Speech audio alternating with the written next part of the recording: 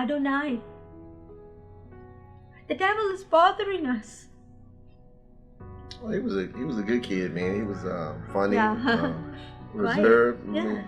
Just a happy-go-lucky kid. Probably earlier this year in January, I was I don't remember exactly what I was doing to figure out why my neck had a lump on it. It hit us all very hard. As soon as the doctor called me, I could hear in his voice, Abba, you're my father. The devil is bothering us. My first thoughts on that and everything, that cancer, you get cancer, it's a death sentence. I think it was definitely a very scary thing to hear. And that there's no cure for cancer. What was the scary part for me was when it got upgraded from stage 2 to stage 4 so fast, you know.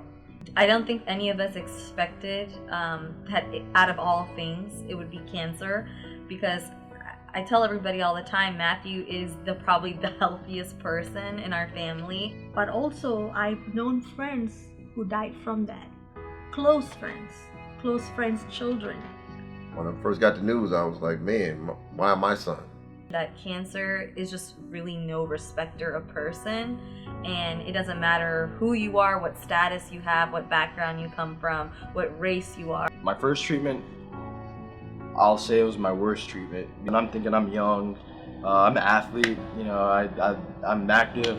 It's gonna be a breeze, but it swept me away like a breeze the first time.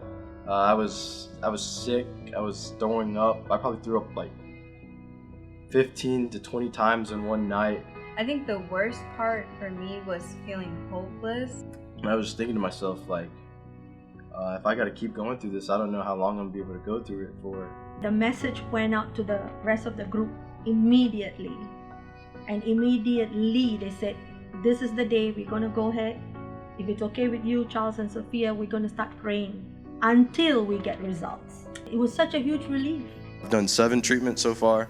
As of September 8th, the doctor told me I'm in complete 100% remission.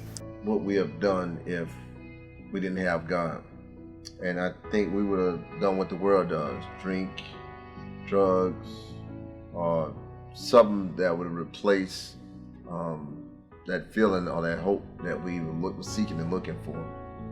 And I thank God that He has given us that foundation to rely on Him. I think we felt the grace of God. Our prayer warriors, our church, our family, our friends, they just carried us to that place where Jesus was because we didn't have the strength.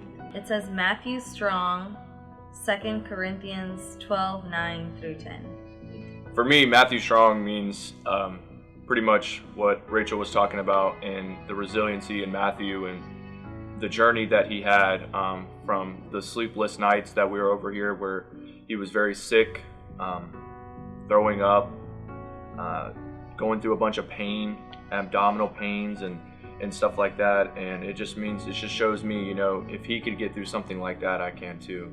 And that's why we have testimonies to encourage them, to show them that God worked what we believe in, because they do face those challenges. They can come to the Lord too, and then give Him opportunity to work in their lives. I just knew that if we believed and trusted in God's will for Matthew's life and the plan that He has set for him, and we continue to pray and fast for Matthew, I believe that the cancer would be gone.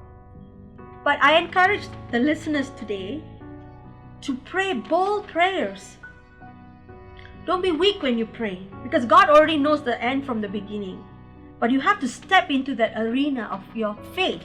Because I just saw so many doors opened up for me, and even though it might have looked like, oh, we're running out of time, like it still came through, and it's taught me to just, like, no matter how bad the situation might be, you just got to keep your trust in God, because He's going to do it when He knows it's the right time to do it.